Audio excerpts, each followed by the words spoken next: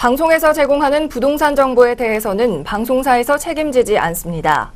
결과에 대한 책임은 투자자 개인에게 있습니다.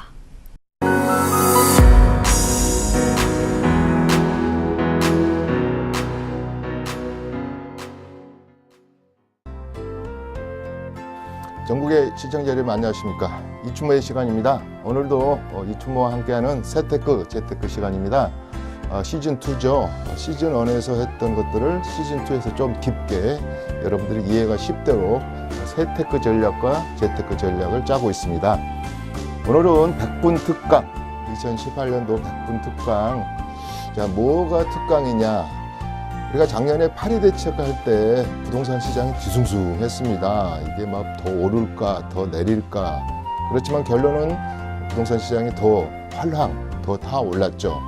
그러다가 이제 정부가 화가 좀 난 것 같아요. 그래서 이제 한 일주일 전부터 보유세를 만지작거리고, 그 다음에 재건축 연한도 앞으로 30년이 아니라 40년이 지났을 때 재건축 얘기를 하자, 이런 거에서부터 또 심리적인 압박이 요새 좀 심한 것 중에 하나가 뭐냐면, 재건축을 가지고 계신 분들은 부담금, 초과 이득에 대한 환수를 정부에서 환수를 할 것이다. 10%에서부터 50%. 이러다 보니까 뭐 5월 달에 발표를 할 예정인 것 같은데 미리 시장에 약간 흘린 것 같아요. 자, 뭐 강남의 어느 아파트 단지는 일개 개인당 우리 부담금이 뭐 8억 3천이 될 것이다.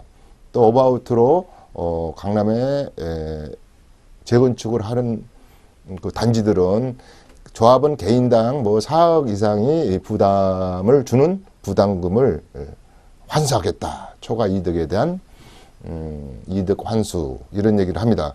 그래서 심리적으로 또 여러 가지, 또 국세청에서는 또 이렇게 좀 투기적인 요소가 있는 그런 가구 세대에 대해서는 좀 깊숙이 들여다보는 것 같고, 그래서 두 번째의 뒤숭숭한 시즌 같아요. 그리고 이제 4월 1일에 이제 중과세라 할지 이런 시간들이 차칵차칵 다가오기 때문에 좀 뒤숭숭합니다. 그래서 오늘은 제가 100분간 20개로 쭉 한번 나열해가지고 우리가 부동산 시장의 길라잡이라 할까, 그 다음에 좀 대략 판을 읽는 시간을 마련했습니다. 그 중에서도 가장 우리가 부동산을 공부할 때 빼놓을 수 없는 것이 이제 공법적인 겁니다. 부동산 공법.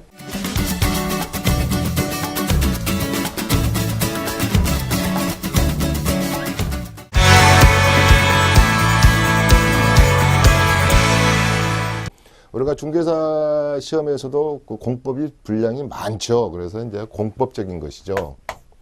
진짜 공공의 법입니다. 공공의 법.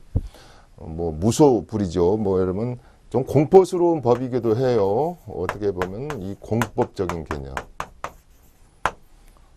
세금 역시 공법이죠. 뭘 어떻게 컨디션을 안 지키면 중과세를 하겠습니다. 뭐 주택법, 건축법, 뭐 개발 행위도 마찬가지고, 모든 이 공법적인 개념을 배제하고는 부동산 시장을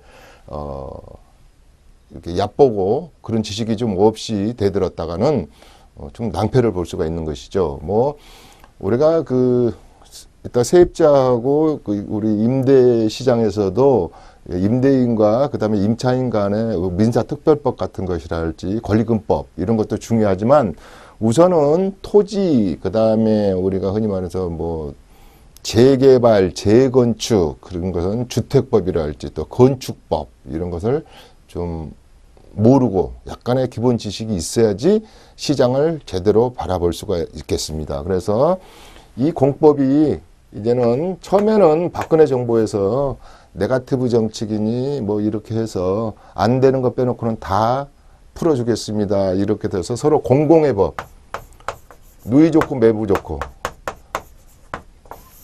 국가도 좋고 우리 사용자인 우리 국민들도 좀 그렇게 너무 규제 일반도에서 좀 벗어나서 많은 규제를 좀 풀겠다, 이런 정책들도 쓰고 그랬죠. 그래서 이 공법적인 것을 좀 알고 가야 되겠다. 그래서 이제 대표적인 것이 우리가 건축법.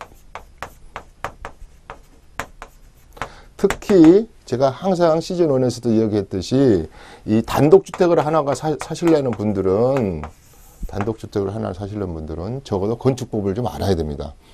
모르면 제가 어떻게 해라 그랬냐면 저 물건을 이제 계약하기 2, 3일 전에 가가지고 계획 설계라 그러잖아요. 과거에 가도면 이런 거 요새 뭐 10만 원 또 좀 비싸게 받는 데는 한 30만 원 또 무료 서비스 해주는 데도 있죠. 그래서 한번 가설계를 떠보고 단독을 사야 된다. 여러 가지 요소들이 있다. 뭐 우리가 흔히 말해서 이런 지식만 가지고 단독을 사서는 안 된다는 뜻입니다. 뭐 북쪽에 대문 있는 것만 사라. 뭐 코너집이 좋다. 6m다. 뭐 4m다. 그다음에 지구 단위가 어떻게 돼 있다.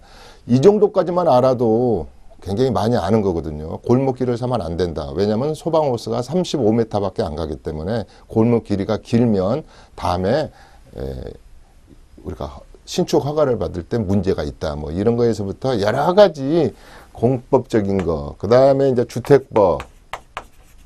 우리가 청약 시장에 하나 도전을 하더라도 주택법 정도는 알아야 된다. 이렇게 보면은 우리 시청자분들이 너무너무 해야 될 것이 많아요. 내가 공인중개사 자격증 딸 것도 아니고 간평사 자격증을 딸 것도 아닌데 이런 것을 깊숙이 뭘 알 바가 있어야 되냐. 특히 이제 세법 같은 것도 그렇죠.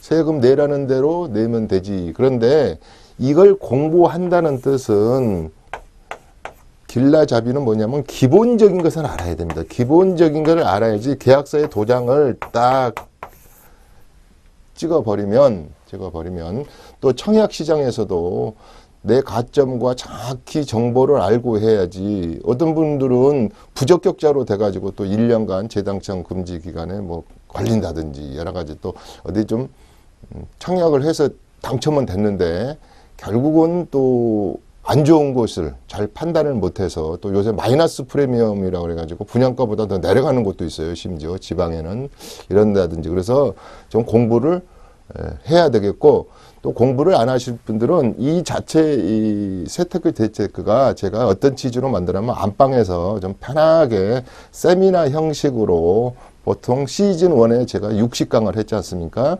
또 시즌 2는 1시간짜리가 무려 30강계나 되기 때문에 여러 부분들이 포함되어 있어서 우리가 기동량이라고 그러잖아요. 저희들은 전문가이기 때문에 365일 그다음에 현장도 가고 365일 중에 어디 뭐 이번 법이 좀 바뀌었다더라, 여러 가지 세법이 바뀌었다더라, 건축법이 어떻게 바뀌었다더라, 주거환경정비법, 도정법이 다음 달 2월 9일 날 어떻게 바뀐다더라, 이런 걸 항상 방송을 하던 세미나 때문에 촉각을 세워서 이렇게 좀 보고 있는데요. 시청자 여러분들은 그럴 수는 없잖아요. 그래서 저희들이 이제 이렇게 엑기스로 모아서 쭉 한번 해드리는 개념이거든요. 그래서 1차는 부동산의 공법적인 것. 이 공법을, 부동산 관련 공법을 디테일하게 다 하려면 1000여 개가 넘는다고 그래요. 그 법 자체가. 그래서 뭐 저희 전문가도 뭐 얼마나 알겠습니까? 뭐 다 모르지만은 그때그때 적용해서 내가 단독을 살려고 그럴 때는 공법적인 뭔가는 어떻게 알아야 될까? 또 시골에 임야를 사서 개간하려고 그럴 때 이 어떤 허가, 개발 행위가 어떤 조건을, 어떤 컨디션을 가져야 되는가, 이런 것을 좀 미리 공부한 다음에 도장을 찍어도 안 됐다는 것이죠. 그래서 특히 세금 얘기가 특히 그렇다고 그랬지 않습니까? 그래서 공법을 좀 알아야 되는 것은 어떤 물건을 팔 때는 별로 관계가 없겠죠. 살 때, 처음에 이 부동산 시장에 진입할 때 기본적인 공법 자체를 알고 있어야 된다. 왜냐하면 모든 국가의 공법은 우리가 사적 개념의 개발 행위랄지, 특히 예를 든다면 뭐 용적률에서부터 건폐율에서부터 그 다음에 일조권 사선에서부터 여러 가지를 이렇게 규제하고 있지 않습니까? 규제. 그래서 공법은 규제법이죠. 규제법. 국가에서 이렇게 하면 안 됩니다. 이거 하지 마십시오. 몇 년을 지키십시오. 그 다음에 뭐 농지는 10,000제곱미터 이상을 갖지 마십시오. 더 가졌다가는 다음에 뭐 이걸 나머지 부분은 팔아야 됩니다. 강제 매각 당합니다. 이행 강제금 뭡니다. 이런 거에서 좀 알고 있어야 되겠다. 그래서 부동산을 처음 첫 발을 내딛는 우리 비기너들을 할지 또 내가 좀 부동산은 그래서 몇 년 해봤어 하신 분들도 부동산의 공법을 무시하고는 리스크가 발생할 수밖에 없다. 그래서 부동산의 길라잡이에서 첫째 제가 강조한 것은 부동산 관련 공법을 좀 알고 가자. 여러 종류라고 그랬습니다. 그래서 제가 앞으로 이제 시즌2에서 수업을 할 때 세법도 나오고 주택법도 나오고 건축법도 나오고 뭐 여러 가지 우리 뭐 그린벨트에 관한 것도 나오고 뭐 이주권에 관한 거 뭐 온갖 잡동사니들이 다 들어있는 거죠. 그것을 그때 케이스 바이 케이스별로 제가 이제 설명하고 있는 것도 있고 그 자체가 공법입니다. 지금 그래서 일단 부동산과 가장 근접하게 관계되는 것은 공법이다. 우리가 중개사 시험의 6과목 중에서 법이 5개고요. 그렇지 않습니까? 뭐 중개사법, 그다음에 민법, 민사특별법, 공시법, 학개론, 부동산학 개론 쪽만 빼놓고는 다 법에 관한 겁니다. 다 법. 법 속에서, 법 투드레 안에서, 세법, 법전 테두리 안에서. 그렇기 때문에 공법의 중요성. 그래서 이런 게 있다. 부동산은 공법을 알아야 된다더라. 요거 이렇게 한번 확인하고 나오죠.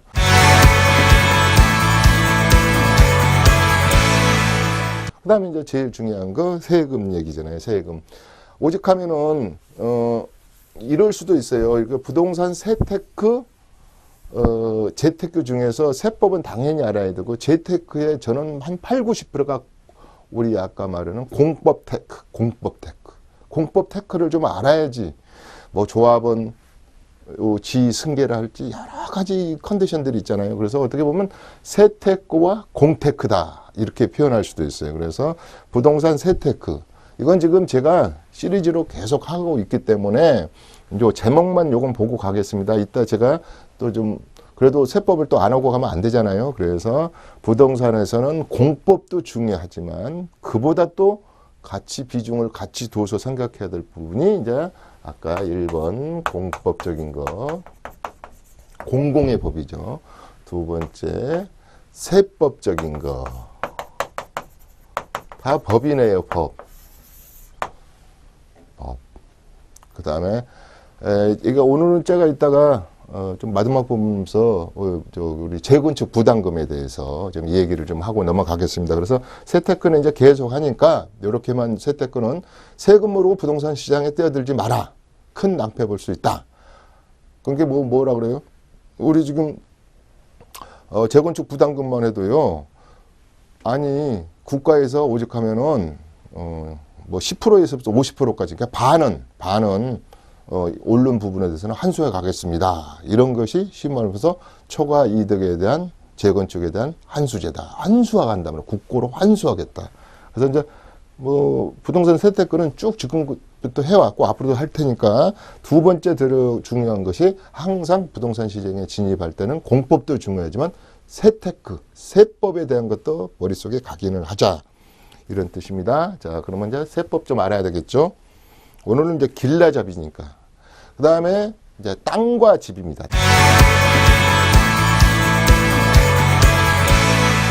땅 팔자, 사람 팔자. 땅 테크, 집 테크.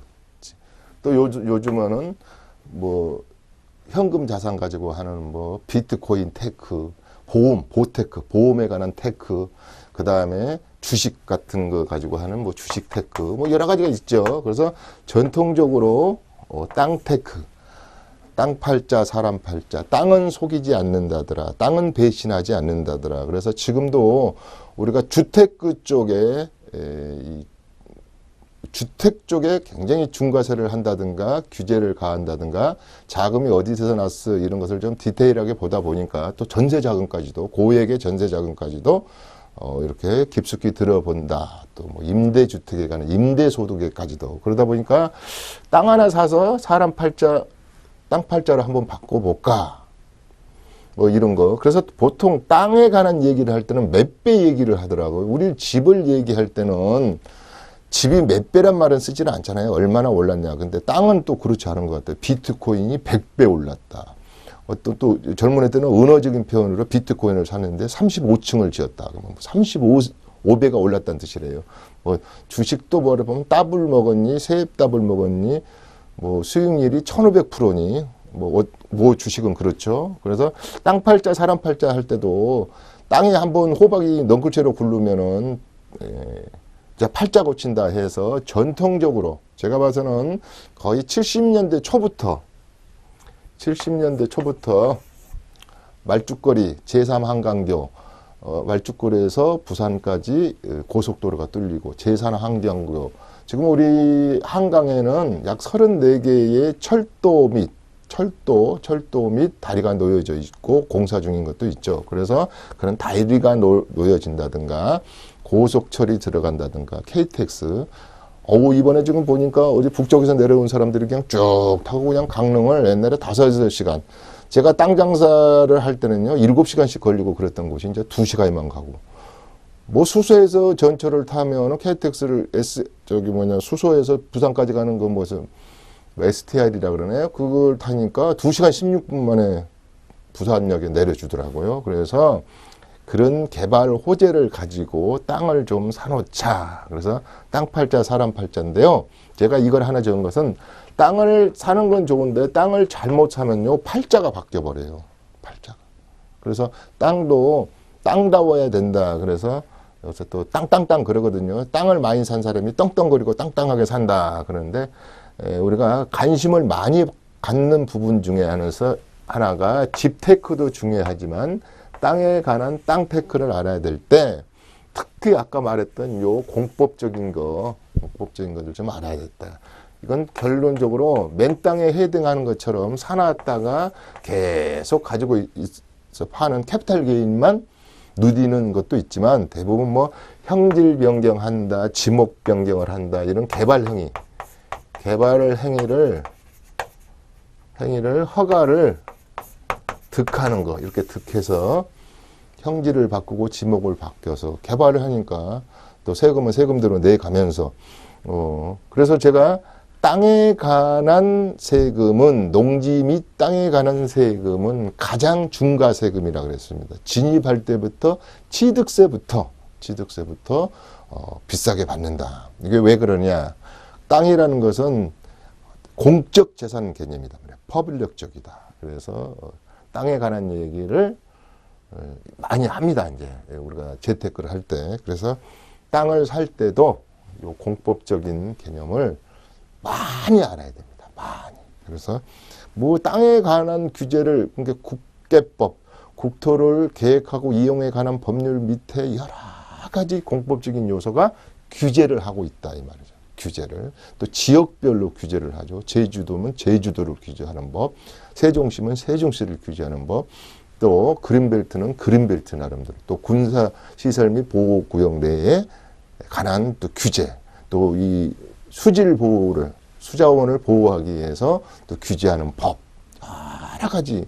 그 다음에 우리 또 뭐 가밀 억제권에 관한 거. 그래서 땅으로 팔자를 고치고자 하는 자, 정말로 공부를 많이 하지 않으면 이길 수 없는 시장이다. 이렇게 이야기하겠습니다. 세금도 양도세도 보유세도 중과 대상 물건이다. 이 정도로 하죠. 땅에 관한 얘기는.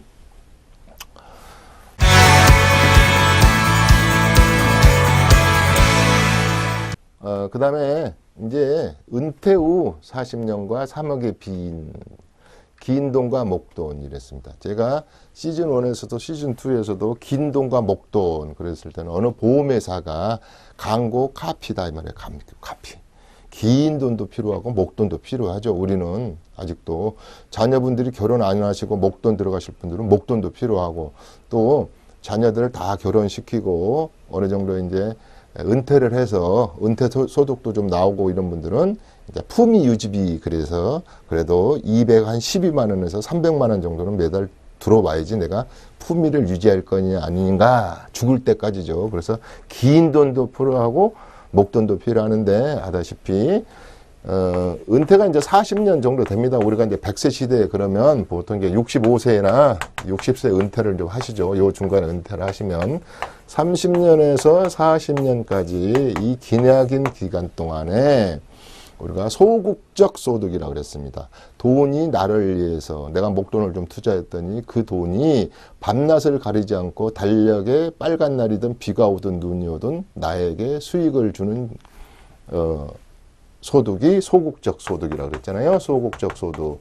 요 반대말은 적극적 소득. 내 몸이 건강할 때, 현역에 있을 때 월급을 받는 것은, 일해서 월급을 받는 것은 적극적 소득이고, 이제 힘이 딸리고 그러니까, 내 돈이, 내가 투자한 모니가 일을 하는 거죠, 나한테.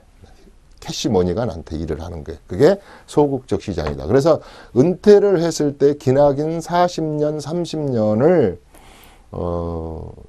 내가 뭐랄까, 안전하게, 100% 안전할 수는 없지만, 그래도, 좀 리스크에 노출이 안 되기 위해서는 뭔가는 해야 됩니다. 자, 그래서 지금까지 달려왔던 60년까지도 우리가 333이라고 그러잖아요. 30년 동안 공부하고 취직하기 위해서 그런 이제 결혼하고 딱 준비해서 또 30년간 처와 자식, 배우자를 또 살리고 그 다음에 60대가 돼가지고 90대에 내 세상을 나왔단다 해도 또 30년을 준비하고 이렇게 되는 과정에서 우리가 많이 은퇴자산 근데 얼마나 은퇴자산이 넉넉하게 미국이나 뭐 유럽 같은 분들은 현역 시절에 한 7, 80%가 그대로 돈들이 많이 연금이 나오니까 해외 여행을 가봐도 그분들은 그냥 굉장히 자유롭게 은퇴를 즐기는데 우리는 은퇴가 슬프고 은퇴가 두렵지 않습니까? 준비가 안 돼 있기 때문에. 그래서 우리도 이제 벌써 2009년부터 한 10년 전부터 이제 은퇴, 그 다음에 수익형 자산, 따복따복 들어오는 연금형 자산 이런 얘기를 하게 됐습니다. 이제 목돈도 중요하지만 긴 돈의 필요성을 느끼게 된 것이죠. 그래서 이 3억의 비밀이라는 말은 내가 30억도 있고 5억도 있고 10억도 있지만은 저는 항상 재테크를 할 때 어떻게든지 은퇴해서 은퇴연금도 중요하지만은 3억을 모으는 목표로 가서 그래서 뭐 전번에 또 이번에 하나 나온 것도 뭐 우리가 연립을 하나 사가지고 이것을 갖다가 매매를 해서 LH공사에 매매를 해서 그 다음에 매매를 하게 되면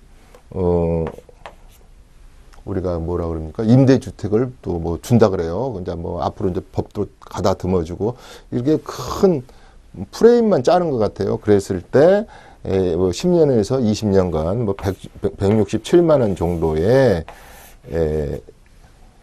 임대주택 아니 그 뭐랄까 연금처럼 이렇게 돈을 받게 하자. 뭐 또 주택연금도 있죠. 주택연금, 농지연금도 있지만 또 다르게 이렇게. 그러기 위해서는 일단은 3억의 비밀은 3억이라는 돈이 있다면 만들어 간다면 뭔가는 시드머니는 된 거거든요. 그래서 뭐 아까 뭐 상가는 3억 가지고 사기가 힘들겠죠. 그래서 뭐 오피스텔을 하나 산다든가 그다음에 뭐 원룸 투룸을 사서 일단은 50도 좋고 60도 좋고 적게는 40도 좋고 어떻게 됐든 간에 기본 우리가 노후연금이 너무 빈약한 관계로 약간 어드바이저 할 수 있는 그런 금액이 3억이다. 제가 많은 상담을 해보면은 일단 3억 정도에서 출발을 하는 것 같아요. 물론 또 제가 세미나 할 때는 뭐 1억 정도 가지고 50만 원 정도를 매달 받을 수 있는 아까 이런 수익형 부동산 쪽이 뭐가 있습니까 하신 분도 있고 그런데 만약 그렇게 해서 잘만 골라서 세 채를 골랐다 그러면 150 정도는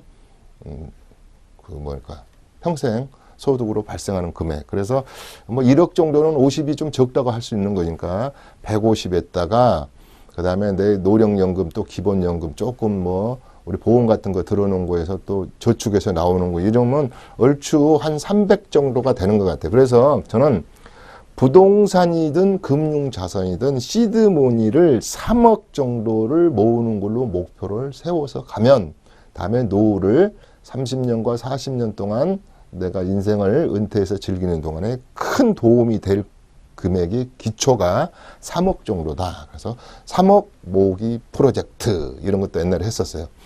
또 요즘은 또 욕심이 많은 분들은 나는 월천족이다. 그래서 월 1,000만 원 나왔으면 좋겠다. 욕심쟁이죠. 1,000만 원이 어떤 작은 돈은 아니잖아요. 근데 300만 나오면 좋겠네. 200만 나와도 좋겠다. 그 다음에 좀 중간 욕심쟁이는 500 정도만 나와도 내가 품위를 유지하면서 가끔 해외도 여행 가고 맛있는 것도 먹고 그런 기본의 단위가 3억의 목돈은 필요한 것 같다. 그래서 3억으로 한번 정해봤습니다.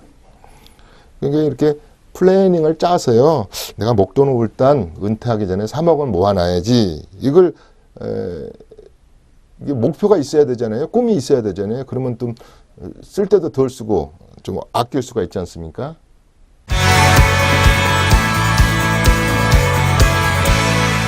그 다음에 임대인과 임차인 5번에 가가지고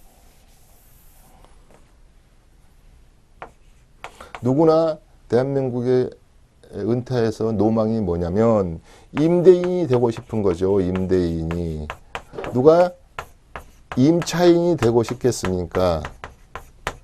임대인, 주택을 가지고 임대사업, 임대소득을 누리는 임대인, 상가를 사서 상가의 소유주로서 임대인.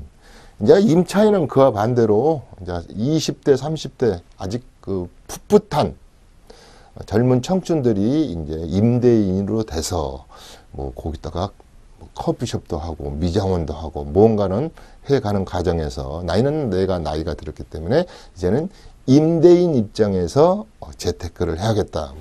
그게 다 노망이겠죠. 그래서 올해는 제가 어떤 얘기를 했냐면 임대인과 임차인의 충돌이 많을 수가 있는 해가 될 수도 있다. 그래서 뭐 우리 주택만 해도 계약갱신권, 그 다음에 우리 상가 같은 경우는 뭐 앞으로는 주택처럼 9%를 못 올리고 5%만 올려라. 그 다음에 권리금법, 미완성이다 그랬습니다. 권리금법에 관해서부터 임차인과 임대인, 또 거꾸로 말하면 제일 큰 임대인이 누구겠습니까? 제일 큰 임대인이 국가죠. 국가. LH나 SH거나 지방공사에서 임대하는 공적 주택을 임대하는 임대인, 제일 큰 임대인. 이 임대인, 그러면 우리 임차인 입장에서는 우리가 흔히 말해서 제가 주택임대사업자도 올 4월 1일부터는 장기 8년을 이상을 준공공임대를 등록해야지만 여러 가지 세제상의 7, 8보따리의 혜택이 있다 그랬습니다. 그랬을 때는 점점 우리가 주택만 보더라도 우리가 5.8%, 6%가 안 되거든요. 근데 이제 OECD 국가의 보통 평균이 공적 주택, 국가에서 임대인이 되는 그런 시장은 한 9%대, 좀 복지가 잘 된 곳은 뭐 12%대. 제가 싱가포르 가서 600만도 안 되는 서울의 반밖에 안 되는 이 도시가, 도시국가가, 물론 국민소득도 높았지만은 그 쾌적한 도시와 주택정책이 신혼부부들이 한 3년만 되면은 집을 갖더라고요. 그래서 그 싱가포르에 제가 세미나 가가지고 참 부럽다. 도시도 깨끗했지만 주택정책을 이렇게 어떻게 잘했을까. 이런 생각을 가졌습니다. 그래서, 국가가 할 일도 많고 또 어느 정권이 태어날 때마다 이런 공적 주택의 얘기를 안 한 건 없죠. 행복주택. 그 다음에 이번에 또 우리가 흔히 말해서 기업형 그 뉴스테이를 또 이제 없애고 그 말을 또 없애고 이런 이제 우리 민간 임대 주택으로 또 바꿨더라고요. 뭐 이름도 자꾸 바뀌니까 저희도 전문가도 하도 혼란스러워요. 그래서 이런 임차인 입장에서는 국가가 임대인인 공적 시장에 뭐 여러 가지 도전을 좀 해도 그래서 올해하고 내년은 앞으로 2020년까지 이런 100만 호를 건설하겠다. 뭐 신혼부부들에게도 많은 특혜를 주겠다. 그러니까 임대용과 임차인에서 노후를 위해서는 임대인이 되고 싶은 거고 임차인 입장에서는 좀 더 안정적이고 좀 더 싸고 또 퀄리티가 있는 시장을 찾아보는 것도 하나의 재테크고 부동산의 길라잡이다. 그래서 임대인 쪽도 임차인 쪽도 많은 민사특별뿐만 아니라 여러 가지도 법을 좀 공부를 하고 갈 필요가 있어요. 이것도. 그래서 언제 제가 시즌2의 아마 마무리 부분 정도에서 요 시장을 1시간짜리 얘기를 좀 하고 싶어요. 대부분 현재 임대인들은 이렇습니다.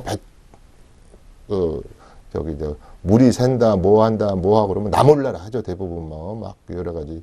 그 다음에 또 임차인 입장에서는 또 이렇게 뭐 배짱을 부리는 경우도 있고 그래서 충돌이 많은 시장이 될 수 있다. 그래서 일단은 이 우리 부동산의 재테크 시장 쪽에서는 임대인과 임차인의 갈등을 생각 안 해볼 수 없다.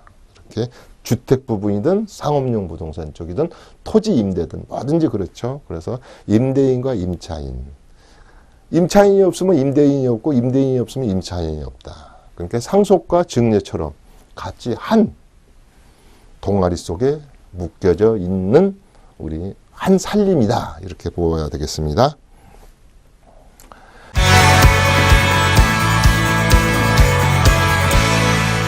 그 다음에 이제 부동산 개발 사업입니다. 개발 사업.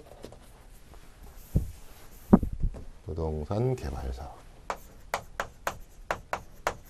아까 초반에 어떤 것을 형질을 변경시키고 지명을 변경시키고 개발해서 인허가를 득하는 것도 있고, 그 다음에 우리 단독 같은 경우는 제가 항상 했던 말, 어번,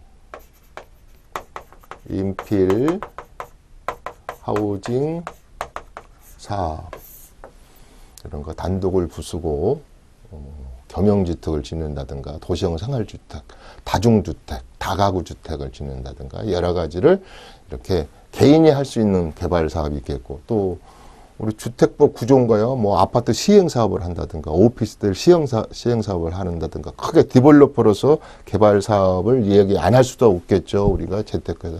그러나 개인이 할 수 있는 것은 자본이 좀 있는 분들은 결국은 월세화 할 수 있는 상품을 만들어내는 과정이죠. 그게 다중주택이 됐든 원룸이든 투룸이든 단독을 부수고 그 다음에 나대지 상태의 땅을 사서 뭐 짓든 그래서 부동산에 꽂힌 디벨로퍼 개발 사업이다.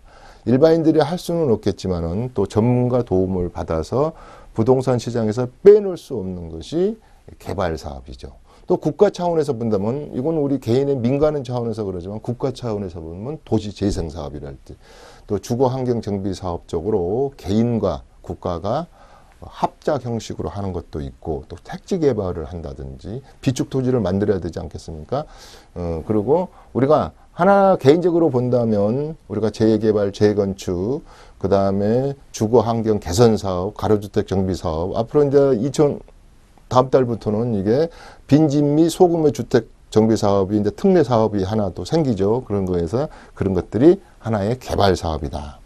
이것도 많은 법적인 지식을 좀 필요로 하겠죠. 도시 및 주거 환경 정비법에 대한 도정법에 대한 상식이랄지 여러 가지가 필요한데 큰 틀에서 재테크 부동산의 재테크랄지 세테크를 포함한 개념에서 본다면 부동산은 개발 사업이다.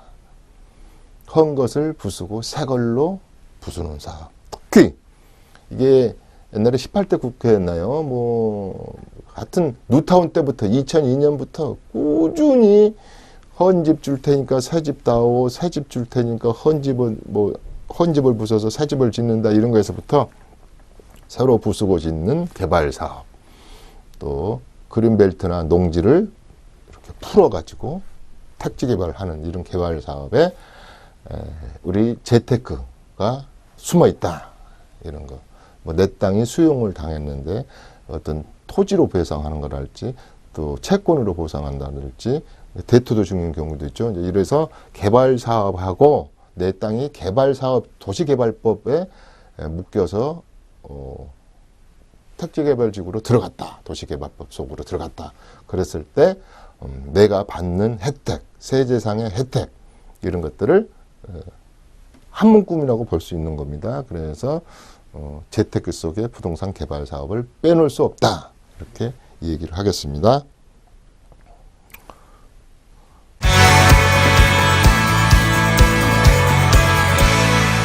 그 다음에 진짜 대한민국 아파트가 나왔네요. 아파트 공화국.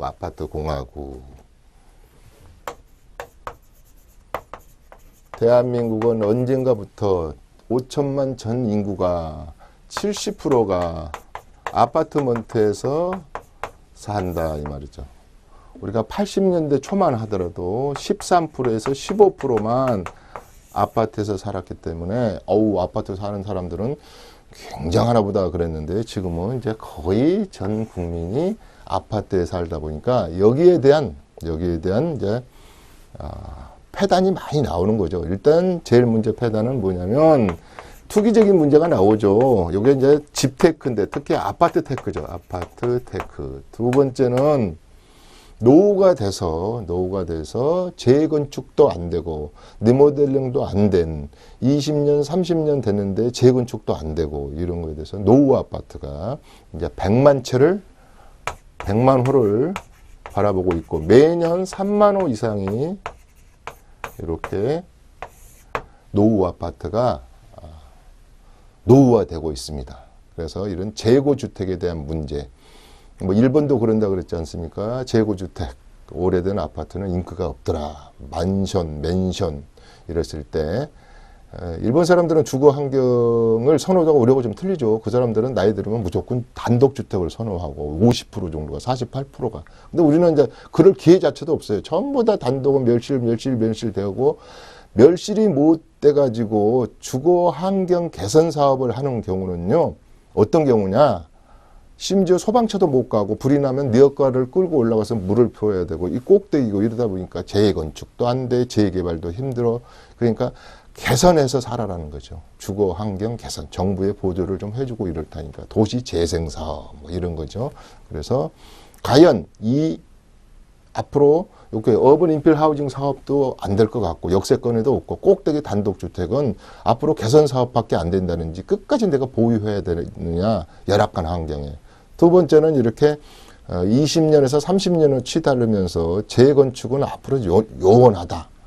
또 앞으로 40년 정도 된다면 앞으로 내 생전에는 이놈의 집이 재건축 맛을 못 보겠군. 남들은 재건축 맛을 봐서 돈들을 많이 벌었다는데 이런 개념입니다. 그랬을 때 이걸 팔고 가장 요새 인기 있는 5년 이내에 지어진 새 아파트로 옮겨야 되냐. 이런 걱정을 많이 하시죠. 그건 서울뿐만 아니라 지방도 그렇습니다. 강주, 대구, 부산 어느 도시를 막론하고 이 아파트에 대한 고민. 과거의 고민은 이랬습니다. 90년대의 고민은 내가 평생 처음에 13평, 15평짜리 살다가 그 다음에 방 2개짜리 25평으로 갔다가 그 다음에 화장실도 2개인 방 3개짜리로 갔다가 완전히 내가 좀 재테크가 이루어지면 방 4개짜리로 갔다가 나이가 들면 다시 거꾸로 와서 이제 방 2개의 25평형에서 정착한다. 이런 것이 이제 평에 관한 이동이 노망이었는데요. 지금은 이제 그런 것 같지는 않아요. 주거 다이어트에서 이제 작은 것도 괜찮아 그러는데 여러 가지 편리한 거, 병원도 가깝고 공기도 좀 좋고요. 또 이렇게 학생들이 있는 것은 학군, 그 다음에 뭐 더 욕심을 부린다면 뭐 강이 보였으면 좋은 그런 거 뭐 한두 푼이 아니지만 그래서 한강에 제한된 강뷰 값이 대단하더라. 그래서 요새는 집이 크고 작은 것도 그게 중요하지만 크거보다는 새 아파트 증후군, 새 거의 편리성, 입지적인 조건을 더 많이 따진다. 이렇게 봤을 때 우리가 재테크를 이야기할 때 아파트를 빼놓고는 이야기하지 못한다. 그러면 아파트에서 본다면 1번 아파트에 재테크를 할 수 있는 방법이 헌 것을 팔고 새 것으로 산다. 2번 입지를 바꾼다. 내가 관악구에 사는데 동작구로 간다. 동작구에서 서초구로 진입하는 게 꿈이다. 또 강북에 사는데 애들 학군차 강남에 8학군으로 온다. 지방에 사는데 내가 또 수도권으로 온다. 수도권에 사는데 자기 개발할 시간이 없으니까 서울에 25개 구로 진입한다. 또 강남에 11개 구로 일단 진입해 있다가 또 강남에 4구로 진입을 한다. 이런 거에서 이런 고민들이 있을 겁니다. 아까 또 말한 것들 헌 아파트를 좀 팔아야 될까? 앞으로 좀 값이 더 헌 아파트는 떨어지지 않을까? 이런 거. 그 다음에 수도권에서도 지금 세입자를 못 구해가지고 분양받았는데, 잔금은 치러야 되고, 이 세입자 구하기가 만만치가 않을 때, 이 아파트를 소유해야 되나, 보유해야 되나, 또 이런 거에서, 이렇게 줄렁줄렁 아파트 수만 많은데, 똘똘한 녀석으로 하나만 딱 갖게끔 정리 정돈을 좀 해서 새 판을 짜야 되지 않나, 이런 생각들을 많이 가져요. 그래서 아파트에 대한 고민은 참 많아요. 그 다음에 두 번째, 이제 재건축이랄지 재개발에 대한 입주권을 사야 되나, 분양권을 하나 사야 되나야. 또 제일 중요한 것은 어렵다는 노또 청약시장으로 가지고 아파트 재테크, 집테크를 해야 되지. 남들도 다 한다는데 나만 안 하니까 맨날 나는 헌집에서 살아야 되나? 그런 뜻입니다. 그래서 이 아파트 공화국, 아파트에 대한 재테크 기술이 세계에서 우리가 이걸 거예요. 아마 여러 가지. 그러다 보니까 결국은 정부에서는 가장 이건 우리 아파트 시장을 다주택자를 미워한다는 말은 그렇지만 아파트 가격을 밀어 올리는 어떻게 보면은 그런 세력으로 간주하는 거죠. 그 다음에 그 중에서도 강남의 재건축 해도 넘어야지 않느냐. 그러니까 이제 이 아파트에 대해서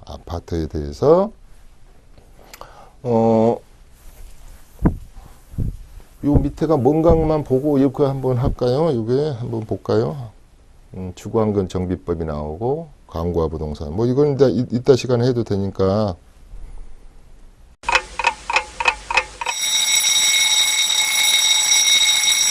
자, 요새 지금 하두가 아까 파리 대책에 그때 좀 우리가 이렇게 술렁술렁 걸었다고 그랬죠. 그 다음에 지금 보니까 재건축 부담금에 대해서 재건축 부담금. 이게 좀 문제가 되는 거예요. 심리적 압박이 다른 건 없을 텐데 재건축 부담금에 대한 것을 5월 달에 초과로 정상적인 가격 이상에서 초과돼서 이익이 발생한 것. 재건축만 그렇습니다. 재건축. 재개발은 이제 여기에는 부담금이 없죠. 이러다 보니까 재개발도 돈 많이 번 사람도 있는데 왜 나만 미워해? 이런 것이 형평성 문제. 그 다음에 법의 잣대로 보니까 제가 기억하기로 2003년인가요? 7월 이후에 조합이 설립된 사람들, 또 이전에 조합이 설립된 사람들, 이후에 설립된 사람들은 이걸 개시 시점을 아파트 가격을 최초에 구입했을 때의 공시가격으로 그래요. 개시 시점을 조합 추진위원회의 설립일로부터 등록일로부터 뭐 친다든지. 그래서 또 10년이 지난 것은 준공일로부터 가사형 승인일로부터 이전해서 10년 동안으로 역산해서 한다는. 그게 이제 무슨 뜻이냐면, 아니 중간에 빠져나간 사람은 어떻고 내가 선이상 쭉 나는 투기도 안 하고 지금까지 가지고 있었던 사람들이 독박을 쓰게 생겼단 말이에요. 뭐 어디는 1인당 조합원이 지금 정부의 발표는 8억 4천이다. 또 평균적으로 4억 이상을 부담을 해야 될 것이다. 또 비강남권도 본다면 1억 4천 정도를 해야 된다는데, 아니 지금 다음에 추가 분담금 내기도 바빠 죽겠는데 이게 재건축의 부담금을 이렇게 한다니까 시장이 굉장히 좀 냉각된 맛이 있어요. 그래서 심리적으로 그동안 뭐 세금을 중과한다 뭐 한다 그래도 그냥 나하고 뭔 관계가 없어. 그러다가 재건축 시장에서만큼은 두 가지 정도는 심리적으로 좀 이렇게 압박감을 받는 것 같아요. 세 가지로 할까요? 첫 번째는 3억 이상의 주택을 살 때는 조정 대상 지역 내에서 살 때는 자금 조달 계획서하고 입주 계획서를 쓰십시오. 요거 아주 무서운 얘기죠. 두 번째, 재건축 앞으로 부담금 만만치 않습니다. 이거를 지금 국가에서는 홍보하고 있는 겁니다. 그러니까 잘못 사면 이렇게 처음에 가지고 있는 원주민도 문제고요. 두 번째, 요새 지금 1년 전에 한창 급등할 때 사가지고 남는 것도 없어요. 남는 것도 없는데 이 사람들도 똑같이 동일하게 재건축으로 인한 이득에 대해서 부담금을 환수해 간다니, 그것도 많게는 50%, 적게는 10%, 3천만 원 미만짜리만 빼고 3천만 원 정도는 면제하겠습니다. 그렇고 그래서 이 문제가 여러 가지로 해서 지금 재건축에 대한 부담금에 관한 것은 우리가 2006년도 해가지고 2013년도부터 17년까지 이제 유예시켜 놨잖아요. 그러면 그때 이 잔챙이들, 뭐 한남연립, 저기 어디 면목동, 또 우성 아파트, 뭐 요런 것을 한 4-5군데가 이 부담금을 부과한 적이 있는데요. 지금도 4년째 이렇게 소송을 하고 있어요. 헌법소원을. 한 번 했다가 패소했거든요. 그러니까 헌법소원을 하고 있고, 또 잠실 5단지 뭐니 큰 단지들은 벌써 준비를 하고 있잖아요. 이렇게. 왜 미실현 이익, 세법에서는 실현 이익에 대해서 세금 가져가는 것은 내가 양도세 가져가는 것은 이해를 하겠다. 자, 내가 지금 2억이 올랐습니다. 그러니까 피규로 경비 다 빼고 중과세 하는 것까지 이해를 하는데 나는 이 지금 재건축 하나 해가지고 아직 팔지도 않았지 않습니까? 앞으로 팔 맘도 없다고요. 그런데 미리 뺏어가는 게 어디 있습니까? 이런 겁니다. 이제 정부에서도 뭐 뺏어갑니까? 이런데 그래서 미실현 이익에 대한 것이 좀 문제가 될 것 같아요. 헌법소원에서도. 그래서 그런 걸 할지 이렇게 취득 날짜가 다 틀려요. 조합 설립일 때 산 사람, 그 다음에 관리처분 단계에 산 사람, 사업시의 인가 단계에서 산 사람, 추진위원회 단계에서 산 사람, 이런 사람들까지 올 투게더 부담금을 공평가산지 뭔지는 못하면 환수하겠다고 하니 불만들이 많죠. 이거 엄청나게 많은 문제점을 안고 갈 겁니다. 그러나 어떻게 됐든 간에 이렇게 시장의 심리적인 개념 하나 더 한다면 요즘 핀셋, 타켓으로 해서 좀 국세청에서 좀 이렇게 투기적인 사람들은 좀 이렇게 좀 낱낱이 좀 보겠습니다. 이랬단 말이에요. 그래서 이런 세무 질문조사건이라고 그랬죠. 세금에 대한 거, 이런 재건축에 대한 부담금, 분담금도 힘들어 준 게 있는데 나를 부담을 확 주는 부담금. 그 다음에 자금이 어디서 났습니까? 하는 이런 것이 심리적인 압박을 주는 것 같아요. 뭐 더 이제 많죠. 뭐 말한다면 이제 앞으로 은행에서 돈도 안 끊어져 준다, 이자도 올린다. 그 다음에 전세 입주 물량이 너무 많아서 입주 폭탄, 쌍폭탄 그러더라고. 쌍폭탄, 뭐 입주 폭탄, 분양 폭탄, 가계 부채 폭탄, 쌍폭탄, 쓰리폭탄, 포폭탄 뭐 그렇기 때문에 이런 심리적으로 그 다음에 4월 1일부터 이제 중과세 되는 거. 이러다 보니까 어떻게 보면 보유세도 인상한다 그러고 이러다 보니까 8월 2일 대책이 8개월이 지났는데 이제 슬슬 이렇게 심리적으로 이렇게 조여오는 느낌이 있어요. 자꾸. 그래서 재건축 시장에서는 여기다 한술 더 떠서 전번에 말한 것처럼 이제 30년 가지고 안 됩니다. D등급, 2등급 받으려면 이제 40년을 해야 됩니다. 그러니까 요것도 문제가 좀 있죠. 강남에는 15%밖에 이렇게 85%가 여기에 벗어나요. 그러니까 다른 지역이 좀 문제가 될 것 같아요. 강남은 좀 오래됐잖아요. 이제 곧 40년이 돌아오고 35년 뭐 이런 거. 그러니까 그래서 이것도 명암이 엇갈린단 말이에요. 그래서 제가 오늘 하고자 하는 얘기는 대한민국 아파트 시장은 특히